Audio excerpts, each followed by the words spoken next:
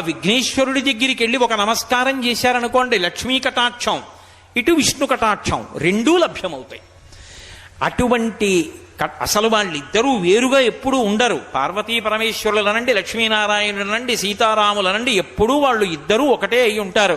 అనుకల తనుకండాలింగనారంభ శంభత్ ప్రతిదిశ భుజాకా శ్రీ సఖానోకహర్ది స్తననేనగుళుచ్ఛ స్పార పుష్పద్విరేఫ రచయితుమయి లక్ష్మీ కల్పవల్లీ కటాక్షాన్ అంటారు పరాశర భట్టలు శ్రీగుణరత్న కోశంలో.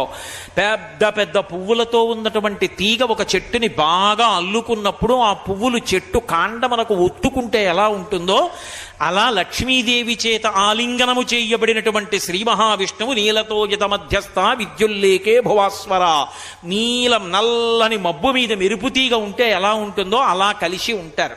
పార్వతీ పరమేశ్వరులైనా అంతే. సంధ్యారంభ విజృంభితం శృతిశిరస్థానాంతరాధిష్ఠితం